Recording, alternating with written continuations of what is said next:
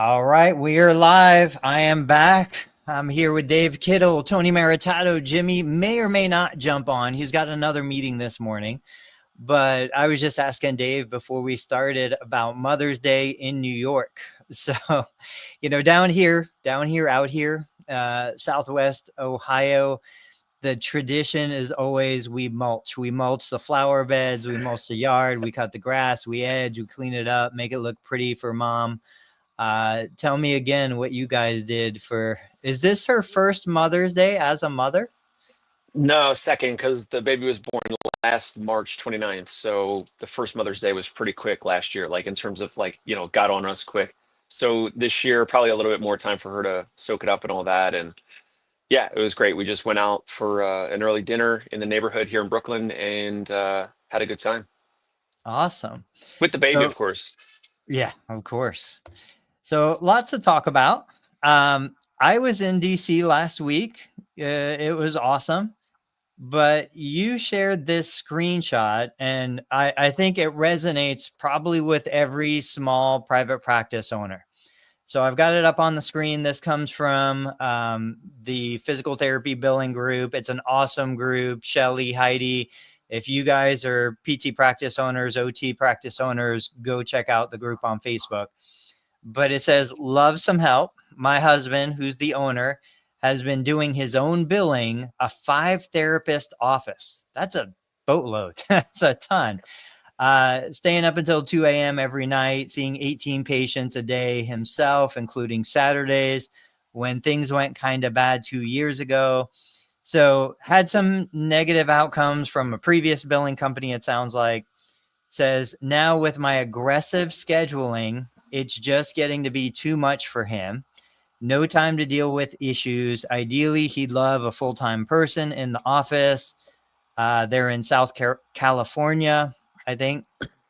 But like maybe we look for a virtual company or in person. Any input or suggestions? So Dave, you shared that with me. What are your thoughts about that? Yeah. So, I mean, you have to do something. You have to figure out something, and it's either going to be you outsource it or you hire a billing person in-house. It depends on the total volume of claims and visits per week and per month and all that. But um, as an aside, like this practice, you got to treat it like a business. I just did a solo episode, screen share of Joe Lowe's post on LinkedIn about the physical therapy M&A market for 2025, and you commented on that, and I screen shared that as part of my episode. And one of your comments, Tony, was, you know, basically like this will work or XYZ, like with that market report, like the improvement or the ability for practices to grow or maintain profitability and all that. Your comment said basically like it'll work or this is possible if you treat the therapy practice like a business. And this screen share is no different. I think it's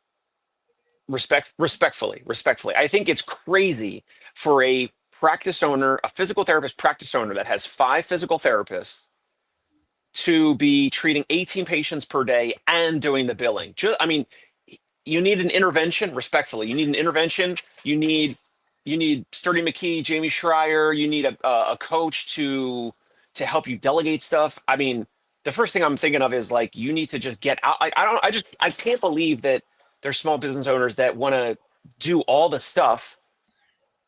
It's crazy. And then like how do you have time to work out, go to the gym, go for a jog, I don't know, do like leisurely stuff, mow the lawn, mulching like Tony was just talking about. Like how do you have time to do any of that? You don't.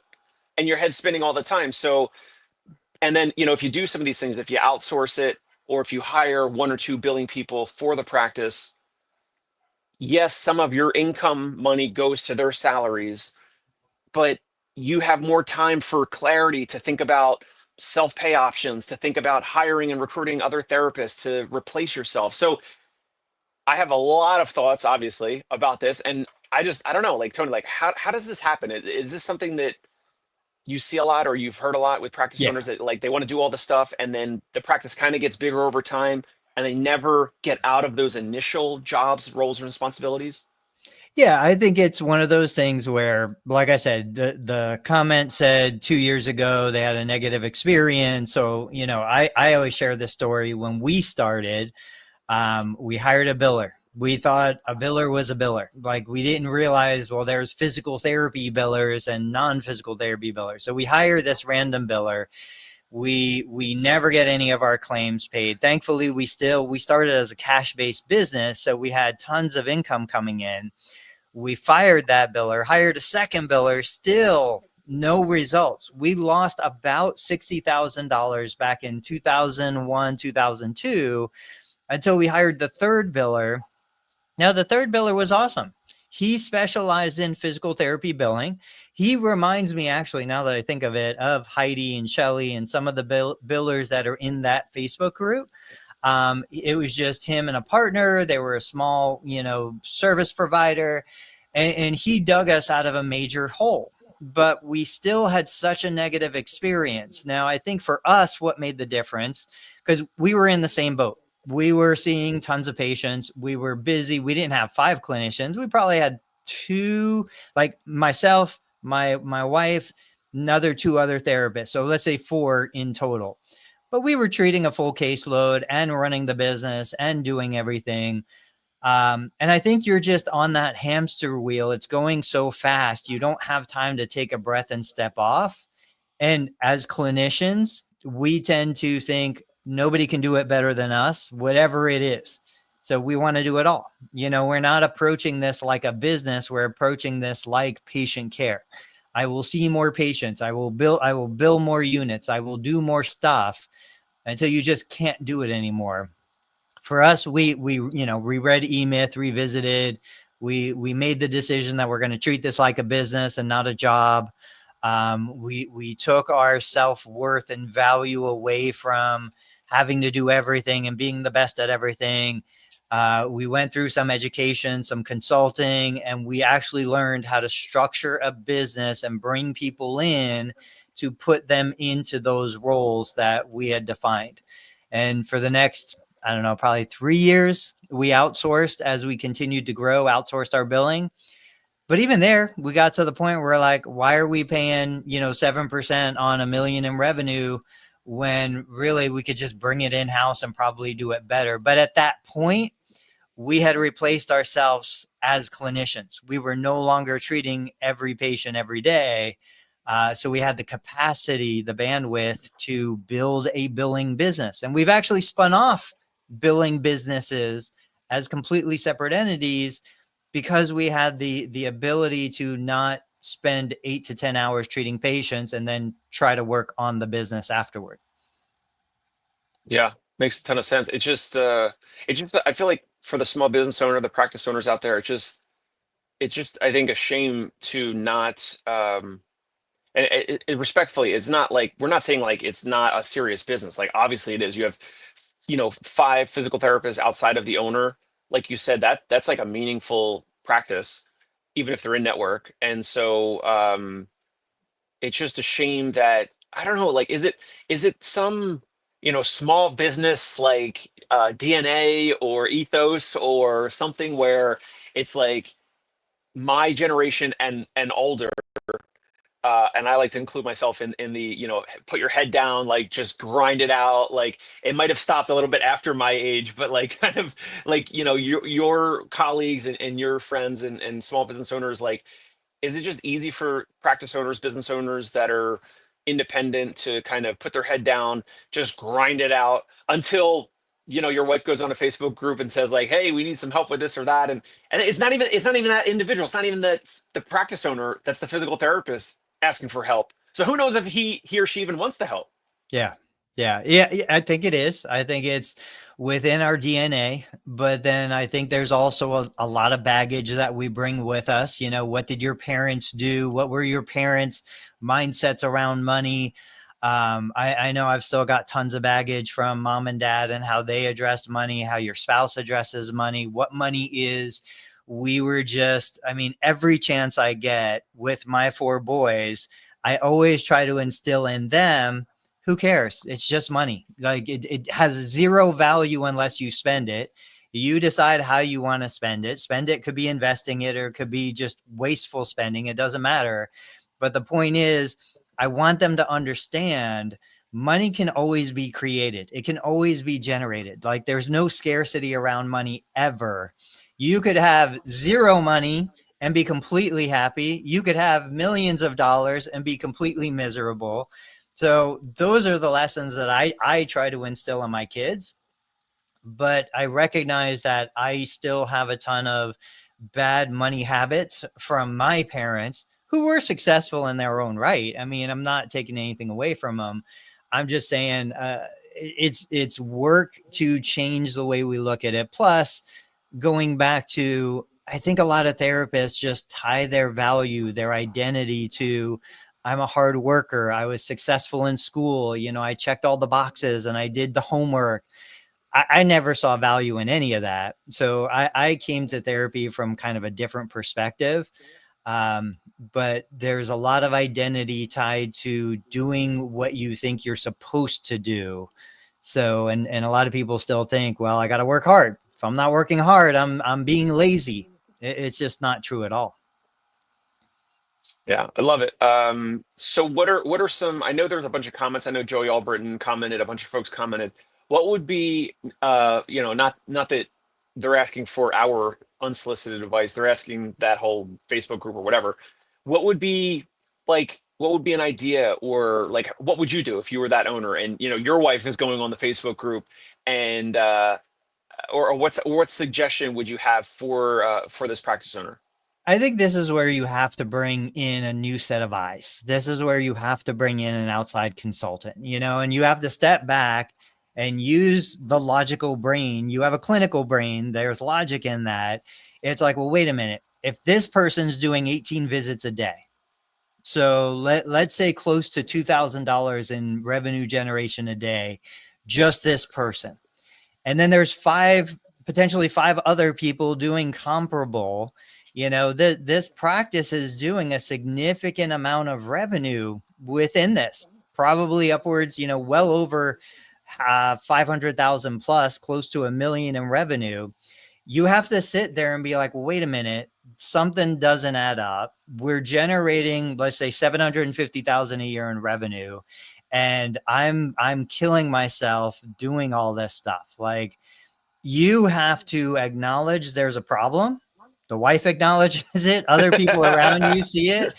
You have to acknowledge it. And then you have to get a fresh set of eyes, somebody to come in, look at this, give you their perspective from the outside looking in. And then you can decide, like, all right, do I agree with their perspective? We get patients, and I tie everything back to patient care.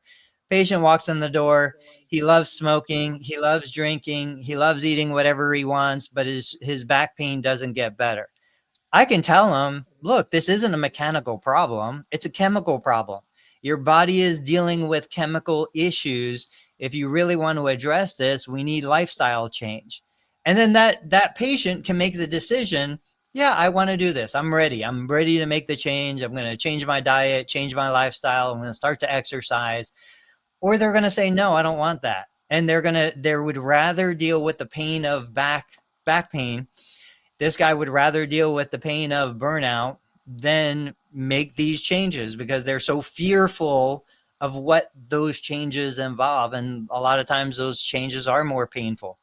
Exercising daily and eating a different diet is more painful than the nuisance back pain he's dealing with. He'd rather just deal with the nuisance back pain.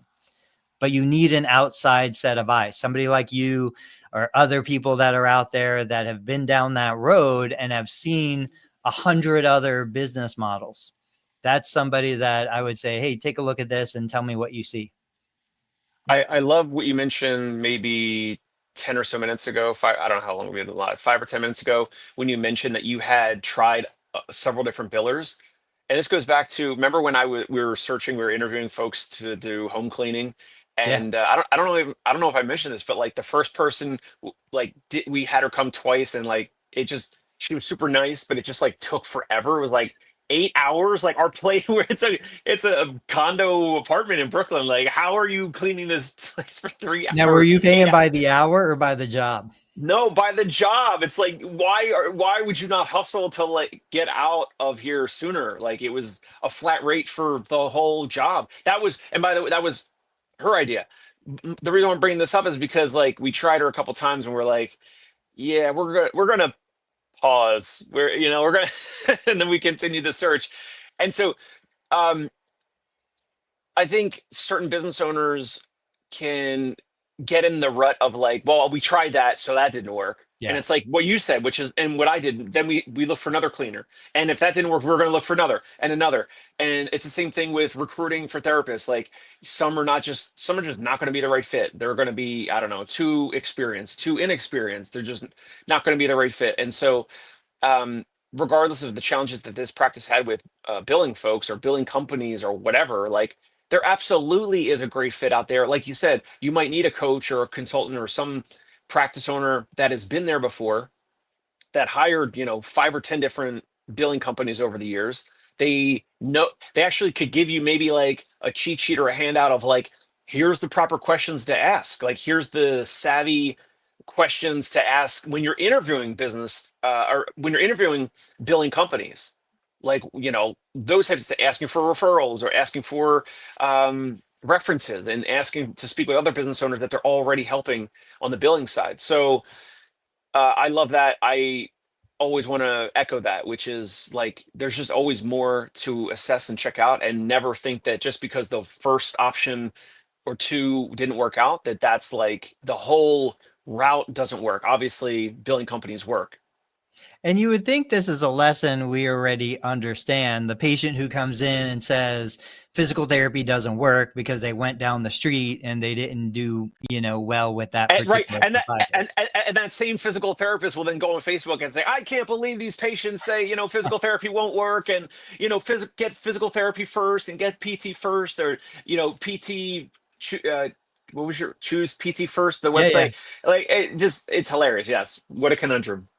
What's interesting about what you shared with the cleaning person is and correct me if I'm wrong, you were just at least a little bit more concerned with the amount of time it took than the quality of the job. Now, a lot of people No, will no. It say, was, no, it was all, I'm sorry. It was like missing, dusty, dirty spots or whatever. so it was both. It was low quality and it took too long. So it's like, how did that happen? Yeah. Okay, let's pivot a little bit. You've shared a ton of information about recruitment and hiring and ads that you're running and how to bring in staff. I was listening to Dan Ariely. Are you familiar with him at all? Yeah, love him. What is he, like a behavioral economics Yeah, behavioral professor economics. at Duke or something? He's an author, excellent Yep, books. Predictably Irrational is yep. probably in my top 5 of like favorite books of all time. So the last time I shared some of his content, maybe it was Joey Rossi or somebody had shared he had some questionable research ethic violations and people were investigating him because maybe he didn't really carry out the research or his findings were manipulated. I don't know. I read those opinions. Nonetheless, the idea behind the information is still valuable. So one of the like 15-year ago YouTube TED Talks was why we enjoy the work that we do. And it got me thinking about your situation. So I'm going to share my chat GPT Ooh, and what here I we go. did. Folks, you got to Yeah. jump over. You got to jump over to the YouTube. Jump over to Learn Medicare Billing or PT Pinecast or the Dave Kittle Show on YouTube if you're listening right now on iTunes or Spotify or LinkedIn or wherever you're watching. Yeah. So if you guys don't already do this, this is a cool little hack, but then we'll get into the main content. Let me get up here at the top. So basically let's say you hear a YouTube, interview and you're like, yeah, I love that idea. How can I apply that idea to physical therapy? So I put in a simple prompt. I just say, hey, Dan Ariely talks about the importance of meaningful work. This is coming from a TED Talk transcript. I want you to process this and then tell me how this applies to the physical therapy private practice. And on YouTube, you can copy and paste if you're on a desktop. the full transcript of the interview. So I put it in, and then ChatGPT, says, okay, here's the framework, the meaningful work magnet. The goal, create a job ad that emotionally resonates with clinicians who crave more than just a paycheck. Therapists want their work to matter.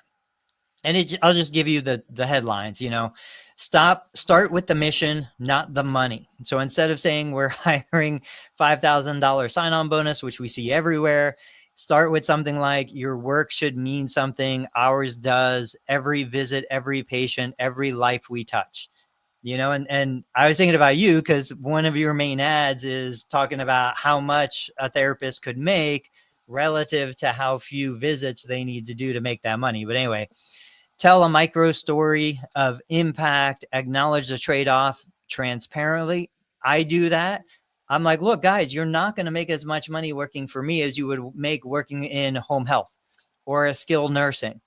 But it's because the difference in the population we treat, nothing will burn you out, chew you up, spit you out more than seeing the same person in a different body every single day and knowing that you're not really helping anybody.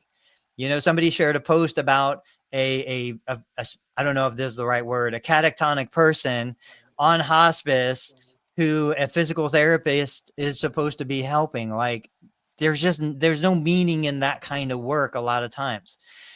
Describe the challenge as a source of pride, right? Why do we climb a mountain? Because it feels good to get to the top, even though it's hard. Give them ownership language, not ownership equity, just ownership language. Show that their work will be seen. Use emotional resonant call to action, and then it gives a little sample ad. So first, what are some of your thoughts on this? Just a joke because I burst out in laughter. Like, give them ownership, not of equity though. Definitely not. That's so funny. It's the feeling of ownership, not actual Yes. ownership. Hey, I need to do better at that, man. If I can best or better convey the staff role that they get to take ownership of. Well, and my therapists somewhat do. Like they get to make their own schedule. They get to make like what time they're going to start and end per day. They get to fit in people, clients whenever they want. They can work weekends or not. I mean, I have one therapist that's averaging like 2.8 patients per day, and he's making just 2.8 patients. Now, of course, I know you got to travel in between the patients and all that, and you got to travel to the first patient, and you got to travel to home from the last patient. So sometimes it might come out to like a more of a work day, but 2.8 patients on average, and they're on pace for like 90K, but treating 2.8 patients per day. So it's a pretty good deal. But I need to give them ownership of like I don't know, like more of is that like the touchy-feely stuff, would you say, Tony? Like more ownership around that or what? Yeah, own your schedule. You have control over Autonomy is big. who you can treat, how you want to treat them. Like we all went to school to be professionals. I want to come into a position where I'm a professional. I think too many of us as business owners think, well, they want equity in the business. I don't think they want it. I don't think they care. Even me as an example, I wouldn't want to come in as an equity partner because I don't want the liability associated with your problems and your baggage, and we are as a profession so risk averse. I think if a therapist it thinks that they're on the hook for mistakes that the bigger entity makes, that freaks them out. So it's like, as business owners, we think, oh, they want ownership in that respect. I don't think they do. I think they want the independence, the autonomy. They want to feel good about the work that they're doing. And yours is a great example. Like you are working with a clientele that you can make real impact with.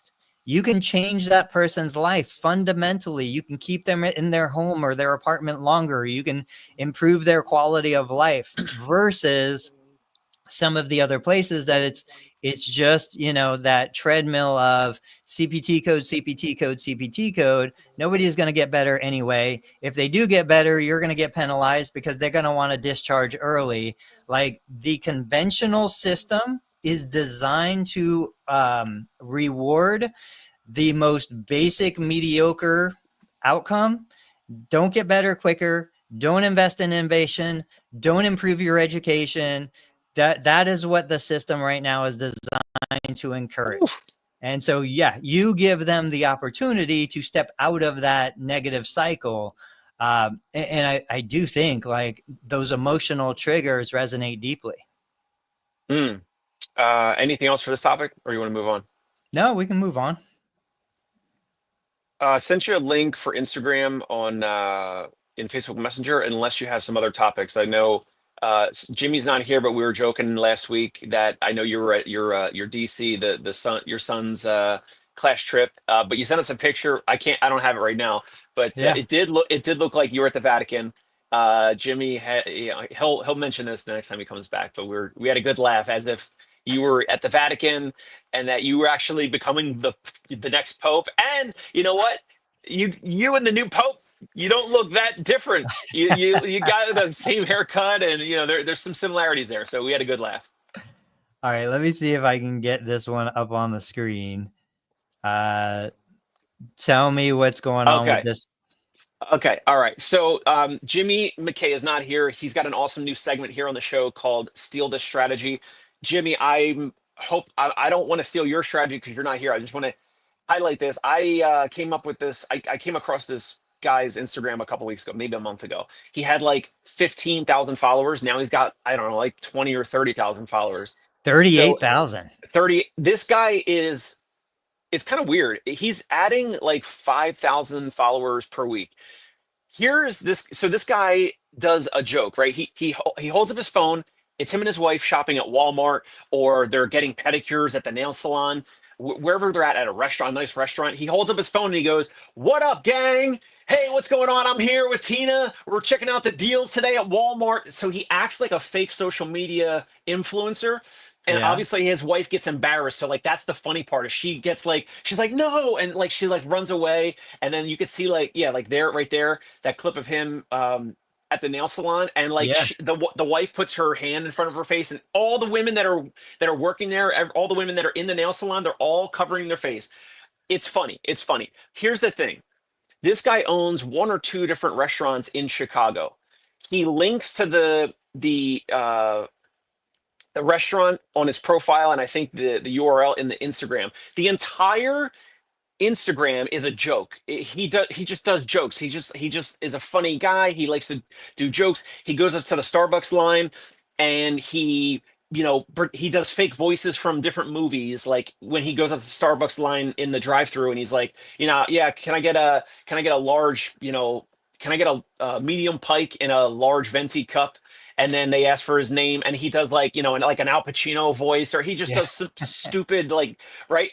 The point of sharing this is that he's adding like 5,000 followers per week. Now, of course, many of them are not in the Chicago area, but he's got Johnny's Heroes and Subs, or whatever his like restaurant is.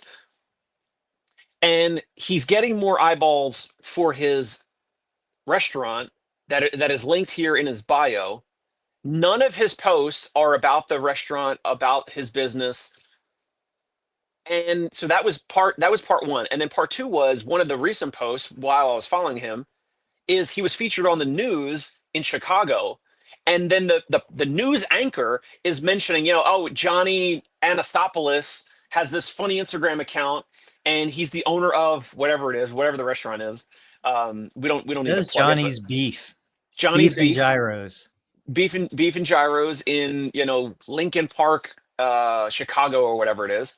So the local news anchors have featured him and his Instagram account a couple times, which then gets more exposure locally. And they've even had him in the new, like a week or two ago. They brought him and invited him and his wife into the news station, and he was like on the live news. Yeah. Okay, this is long-winded. I'm going to cut to the chase. The question for Tony Maritato is: could physical therapists steal this strategy? Could private practice owners steal the strategy where they make whether it's a personal account, a different account, whatever, and you do an amazing strategy of video inside your clinic, and maybe some therapists don't want to do that, or they can't do it, or they're afraid to do it, or whatever. You also have to be kind of outgoing to even do this, I think, to do like the selfie video the way he's doing it, but maybe there's other ways to do it.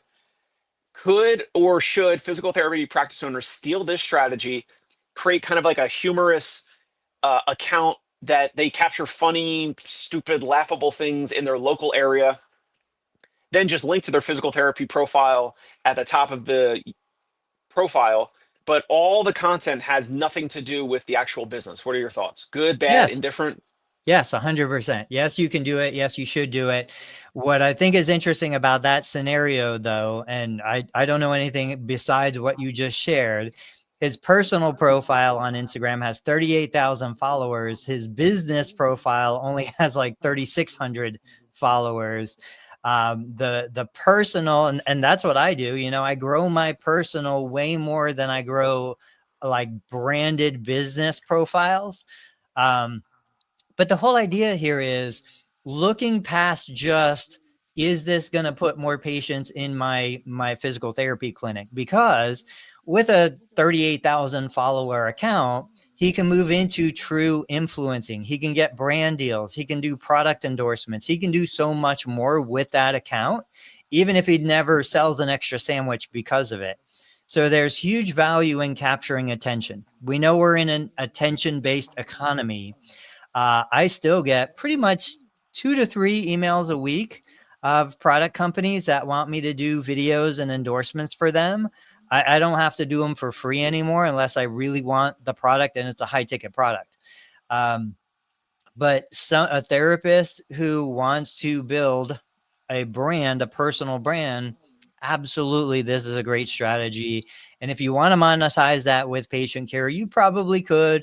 You could put out a product like Kelly Starrett has digital products for people that have physical conditions. He's never going to treat them as a physical therapy patient, but he sells these products. You could do product endorsements. Like, man, there's just so much you can do. And you don't have to be outgoing. Like, that's the funniest part. I am an introvert through and through. I hate socializing. I love being silent. I love being by myself. But if I'm in front of the camera and I've got a job to do, I will do the job. You know, it's a different, and I hear this a lot from a lot of influencers. It's like a switch that flips. You're a different person on camera than you are off camera. So it's something that we should be building for all of us. And we'll have to get Jimmy's feedback on this, because I did want to share this at a time when both of you were here on the show. But yeah, so that's why I wanted to show it. I hopefully Jimmy doesn't get upset that I'm stealing his segment on steal this strategy. I think his segment was steal this strategy. So I just wanted to share that. And you're right. Like, also, people want to follow more of the personal accounts. They don't want to Yeah. follow like corporate and business accounts, right? So that's another reason why his personal one also, it's funny, right? Like, it's funny. Like, you don't know what's going to happen, so you watch more, and then you're more likely to like watch a second and a third video, because you don't know. Like, when he drives up to the drive-through at Starbucks, or he walked into Starbucks and he ordered with some Brad Pitt character from some movie, any order with the character's name and the accent or whatever. So you don't know what he's going to do. But yeah, more people want to follow the personal accounts, and they don't want to follow like the corporate-y, business accounts. And I guess that's okay. That's just the way the attention economy is. There's I can't say the name because Jimmy's doing this interview. I don't know if he's done it already or it's on the books. It's part of the PT Pintcast series, but I think this is it's a home health therapist who's doing funny videos. He is on Yes. par. He's on par So with good. So the good. medical doctors that are out there that have, million subscriber accounts. Like, I think it's just a matter of time before this account blows up if he doesn't quit before he hits that inflection point. He is awesome. I can't wait for that interview to go live and go public. And so I wanted to talk about pivoting Yeah. just a little bit. I shared a post that is gaining traction. You're not in this world, but in case you didn't know, so as a Medicare contractor provider, when I treat a Medicare beneficiary, my plan of care has to be certified. That means signed by the physician or non-physician practitioner. So it could be a physician assistant, it could be a nurse practitioner. There's a couple other providers who can certify a plan of care. In 2025, Congress or whoever updated the laws, made some changes that said, as long as I have a referral and I have proof that I sent the plan of care for signature, I don't need a signature on the initial plan of care. But if I extend the plan of care, change the plan of care, do anything, then I do need a signature. I can't believe the comments that I'm seeing from physical therapists who think a physician should be obligated to sign my plan of care. I've said it repeatedly. I'm like, if I'm a doctor, if I have MD after my name, I am not referring patients to physical therapy simply because I'm expected to sign plans of care. I don't have the time for it. I don't have the desire for it. I don't have the interest in it. Like, I'm sorry, but there is no way. Now, these docs aren't getting paid extra. There's no like benefit or bonus system for them. And think about how many patients in a day a doctor sees, how many patients on caseload a doctor manages, thousands of patients. That's hundreds of plans of care. When you sign that plan of care, you're saying effectively, yes, I agree with this plan of care. When they've never met me, they have no idea who I am. They have no idea what I'm doing. Most of the time, they don't understand what the plan of care even entails. I think this is a major issue that I've never seen discussed or addressed. And it's absurd that actual licensed therapists think doctors should be obligated to sign plans of care. What are your thoughts on this? Well, the one comment I saw from Joey Rossi was he said there's some physicians he's spoken with that are no longer referring Yeah. for physical therapy because of this specifically. That's crazy. I think so. We're licensed physical therapists. We have to have, licensure. We have to do continuing education. We're CPR certified. The fact that this is still even a part of CMS is ridiculous. I don't know. You might think it's a good. I don't know. I don't know. But I think Tony, I think it's absolutely ridiculous that a plan of care even needs to be signed. Or so you're saying the first initial. So the first what 90 days or what is it 30 days or what's the So the way the law was developed, if you have a referral, because a lot of us have direct access. So I've got a guy coming in today. He's been a patient of mine for a decade. He travels back and forth to Florida. He just texted me this morning. He's like, hey, I got a muscle issue. I want to come in and see you. He's a Medicare beneficiary. He's not coming in with a referral. Now I can see him. Medicare doesn't require a referral and my state allows direct access. But because I don't have a referral, I would still need, even in 2025, a signature on the plan of care if this is going to be paid for by Medicare. If I have a referral, I don't need a signature, but I do have to prove that I at least sent the plan of care to the physician. That's the new change. I don't need the signature, but I need proof that I sent it for the initial plan of care. If I make a plan of care for, if I make a plan of care for 3 weeks, 2 times a week, 6 visits, that's the initial plan of care. If I just decide to extend it, then I need a signature. It can be the duration you prescribe or up to 90 days. So if I prescribe a 6-month plan of care, my initial is limited to 90 days. But if I do it shorter than 90 days, then that's my initial. And we joked about this across the country that most physical therapists are going to say, 3 times a week for 16 weeks or whatever. I'm joking, but like oftentimes it's going to be like it's never going to be 3 weeks. It's going to be a bigger number. So maximum 90 days, and at that point, what is a therapist's options? They have to send that patient to a different physician to get it signed. Say, hey, do you have your primary won't sign it, so I have to send you to a specialist? Or can they, through Medicare, can they then go visit an urgent care or some other primary care physician that's not their PCP on record? Like, what are you going to do? If the main doctor refuses, then yeah, you start playing the game. You start saying, okay, do you have an oncologist? Do you have a nephrologist? Do you have a orthopedic that, can I sneak it through someone else and try someone that's not going to read it and just sign it? And this is where my frustration comes back in. where I'm like, what's the whole intent of the law anyway? When was the law generated? When was the guideline created? It was probably created before we were, I'm not, but others were DPTs. It was created back when therapists were really glorified aides, technicians. The doctor used to say, get this patient out of bed, walk this patient 25 feet, and ironically, in the Medicare guideline, it specifically says if the referral contains all of the required elements for the plan of care, you don't need a separate plan of care and you don't need a separate signature.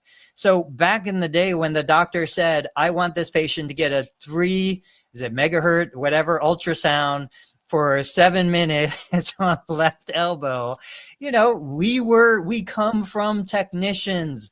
Like, guys, we are not the same therapists that we were 30 years ago.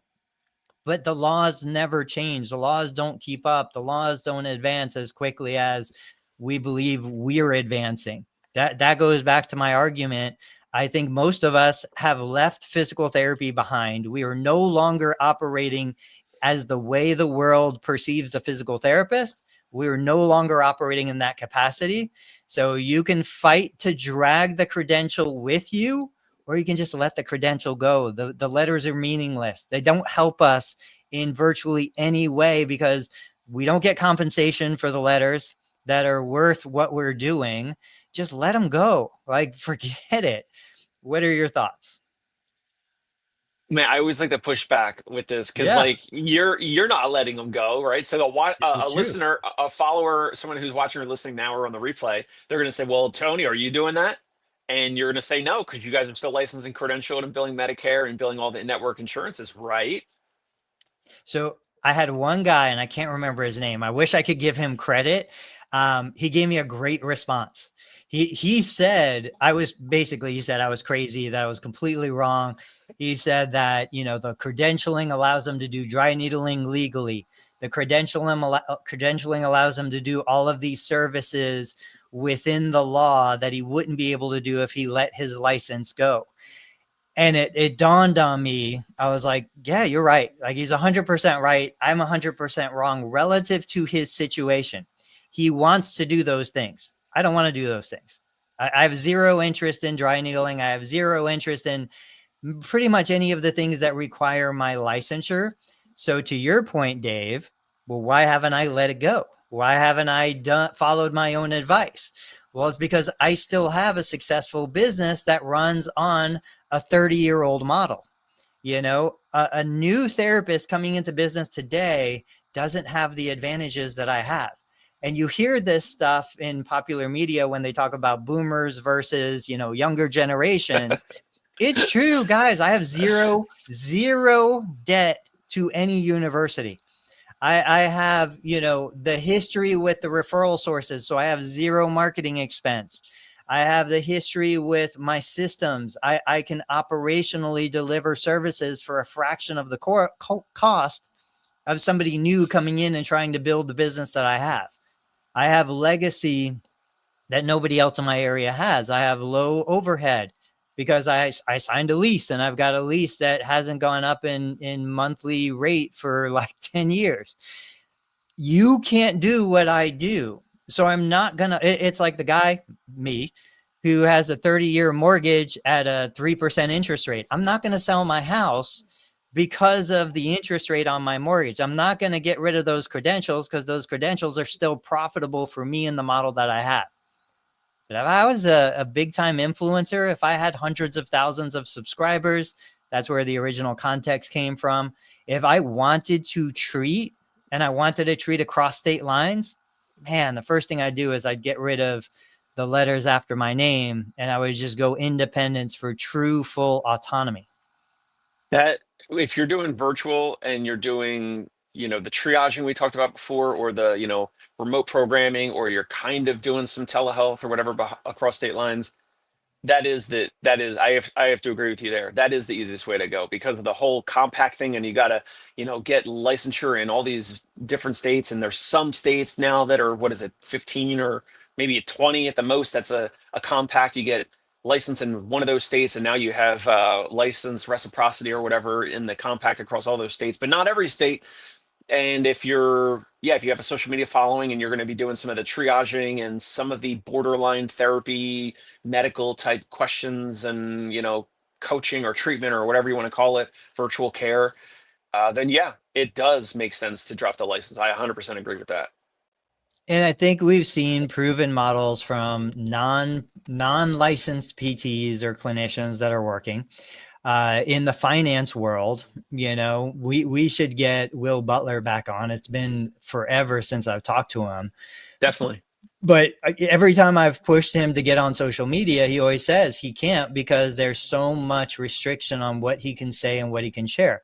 And when you look at Dave Ramsey and you look at the big social media influencers in the finance space, they've all let go of their licensing because they can't say the things that they want to say and still be compliant with the regulations. And I think the same applies to healthcare.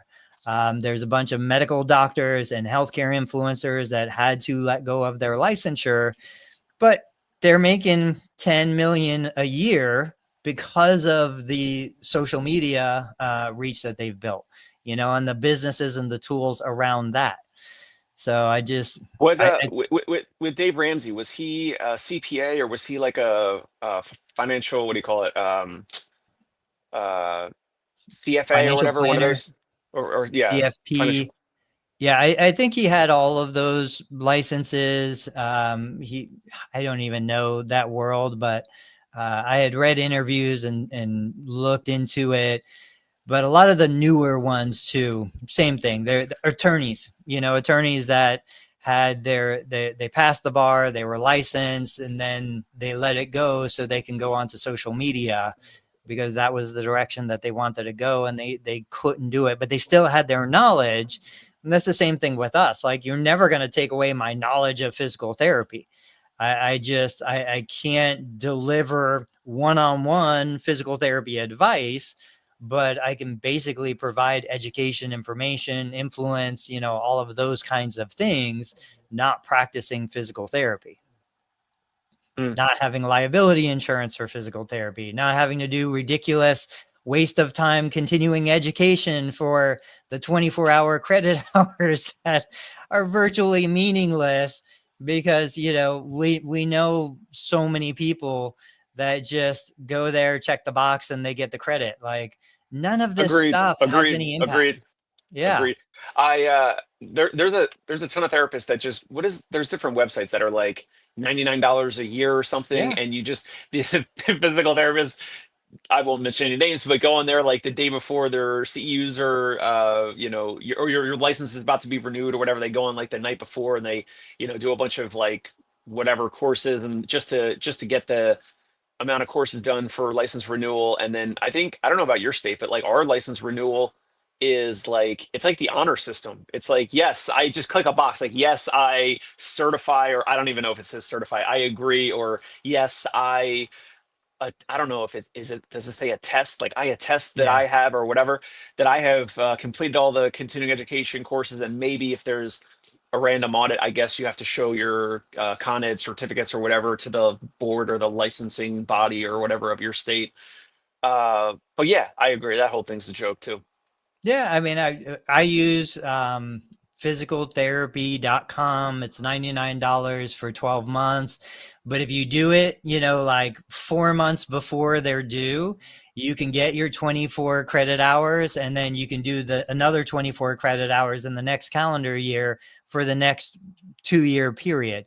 So theoretically, it's $49 or whatever for each one. Now, look, I'm not against education. I work every single day to learn new stuff, and I want to learn new stuff. My point in this is the person who doesn't care about learning new stuff isn't going to learn new stuff. You can't mandate it. You can't force it, and there's nothing worse than a law that has no real impact and no real effect. And the law just burdens the people who want to do a good job more because the people who don't care, they're not following the laws anyway. So it's just a waste of time, money, effort, compliance. Uh, that was great. I know we're a little bit early, but let's wrap up the episode. So what do you think? I'm going to give you your parting shot. What do you think is the most like emotional impact of finding a new therapist to join your organization? What is the thing that's the most rewarding, that is the most meaningful in what you do, the way you do it? And I don't know if I'm going to get this right. I mean, For you, it's not. not even for Oh no! anybody else, for you personally. Okay. So no, I thought you were saying. Oh, for me, the emotional part of me finding a new staff physical therapist. What, no, in your business, you as a therapist in your business, what's the most meaningful part of you doing your job for you? Uh, Having the patient or client voice that they were able to do XYZ emotional thing, like travel to their son's college in St. Louis, or being able to walk confidently in public with less of a tremor or with better balance, so that they are able to, walk their dog in the park, so that they can do something in the world better than they could without me, like before they met me. I mean, that's one for sure. And I think you would say you would take a little less money a year to have that kind of meaningful impact on somebody's life versus maybe making 1,000 or two more a year, but knowing that nothing you did all year had any benefit or any real impact on the patients you were working with. Don't you agree? I agree. Yeah, same for me. Like at this stage of my life, especially 50 years old, I am working for the meaningful impact more than I am working for the money, and so I will do hard things. I will sacrifice more if I know the sacrifice has meaning on the other side, as opposed to just working harder, doing meaningless jobs, meaningless tasks for a little extra money. The extra money just isn't worth sacrificing the importance of having an impact on someone. So, guys, we're done. I think today is Tuesday. It is Tuesday, May 13th. Come back Thursday. Jimmy McKay will be back with us, 8:30 a.m. Tuesday, Thursday morning. Dave Kittle Show. Go check it out on iTunes and YouTube. And we will catch you guys next time. Thanks, Dave. Thanks, Tony.